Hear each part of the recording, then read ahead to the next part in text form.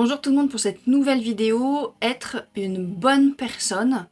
Je vais vous expliquer tout de suite ce que ça veut dire pour moi être une bonne personne, ce qu'il en découle et est-ce que ça vaut le coup d'essayer d'être une bonne personne.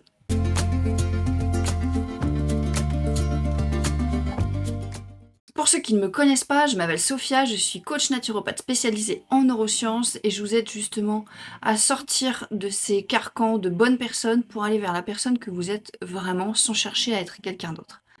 Alors, qu'est-ce que ça veut dire être une bonne personne? Être une bonne personne, notamment dans le milieu du développement personnel, c'est une personne qui envoie des ondes positives, qui fait attention à ce qu'elle dit, qui fait toujours attention à ce qu'elle pense, qui ne juge pas les autres, qui a toujours des paroles aimables, pleines d'amour pour l'autre, pour soi-même, qui fait du bien autour d'elle, qui s'élève, qui est spirituelle, qui gère ses émotions, qui se met pas en colère, qui parle d'une voix douce, qui élève son enfant dans une bienveillance la plus totale. Bref, être une bonne personne, c'est une personne parfaite. Alors, est-ce que ça existe? Non. Mais j'ai personnellement vu rapidement les dérives au sein du développement personnel et même de la spiritualité, notamment avec des livres comme les accords Toltec. Hein, si vous voulez voir mes plus anciennes vidéos, vous verrez moi ce que je pense des accords Toltec. C'est pas forcément un livre que j'aime beaucoup. Parce qu'en fait, je trouve qu'il c'est un peu comme dans la religion, catholique, ou même chez les musulmans, avoir le plus de points pour pouvoir accéder au paradis. Faire les plus de choses positives dans sa vie pour qu'on ait que de la chance et que du bonheur autour de soi. Mais en fait, je trouve que cette manière de penser, elle nous empêche justement d'être nous et d'être une bonne personne dans le sens d'être authentique. Parce qu'en fait, on fait juste semblant d'être quelqu'un d'autre, semblant de vouloir accéder à je ne sais quoi. Pour moi, essayer de chercher là, à être une bonne personne, à être bien lisse, à dire toujours ce qu'il faut, à être bien avec tout le monde, à envoyer que des énergies positives, c'est encore rentrer dans une cage.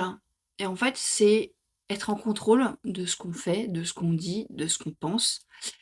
Et moi, personnellement, ça ne me va pas du tout. Hein. Alors, très bien si vous voulez chercher à être une super bonne personne, mais je trouve qu'il faut d'abord chercher à être soi avec tout ce qu'on est vraiment à l'intérieur. Accepter les parts de soi que l'on a en nous, qu'elles soient bonnes ou qu'elles soient mauvaises, ça permet justement de ne pas être en permanence en train de lutter contre soi.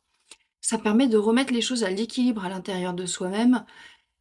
Et forcément, une fois qu'on accepte toutes ces parts de soi, qu'elles soient sombres ou pleines de lumière, on est beaucoup moins dans le jugement par rapport à l'autre, on cherche beaucoup moins à essayer de convaincre les autres, on est beaucoup plus calme dans ses pensées, on est aussi beaucoup plus calme dans sa vie, mais non pas parce qu'on cherche à être une bonne personne, mais juste parce que on cherche à accepter tout ce qu'on est pleinement, simplement, on cherche à s'aimer soi, en fait.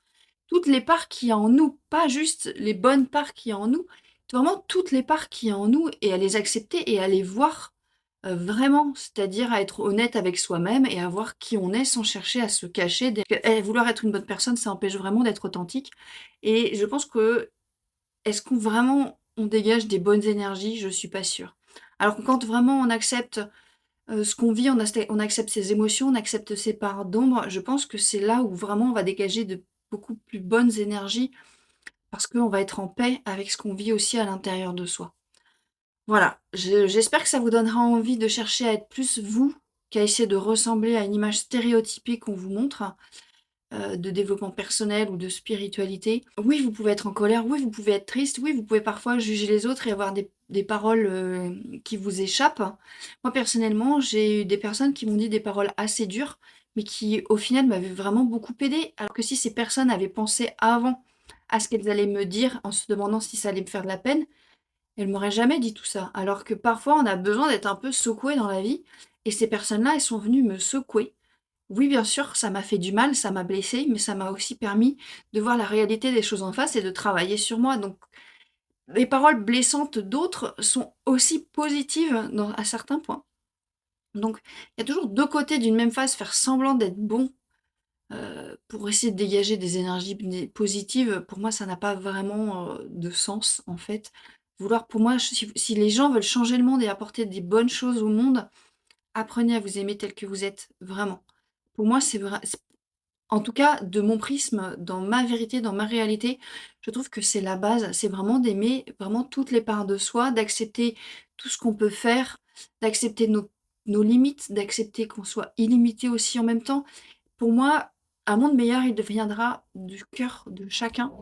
Vraiment, il ne deviendra pas à faire semblant de dégager quelque chose, ça viendra d'abord de l'intérieur de chacun pour pouvoir dégager après toute cette énergie au monde. J'espère que ma vidéo vous donnera envie d'être vous, vraiment. De ne pas essayer d'être quelqu'un d'autre. Hein. Je crois que je l'ai déjà dit, que je me répète, mais pour moi c'est quelque chose, je m'étais aventurée dans cette voie parce que je pensais que c'était la seule voie possible pour être heureuse, jusqu'à ce que je me rende compte qu'en fait la seule voie possible pour être bien avec moi-même, c'était ça. Que ce soit dans le bonheur ou dans le malheur, parce qu'en fait les deux existent au même niveau, et que le bonheur permanent n'existe pas, et qu'il fallait que j'accepte aussi tout ce qui se passait à l'intérieur de moi. Donc voilà. J'espère que cette vidéo vous a plu. Likez, partagez, commentez, donnez-moi votre avis. Prenez vraiment soin de vous parce que vous en valez la peine, et je vous dis à la prochaine vidéo.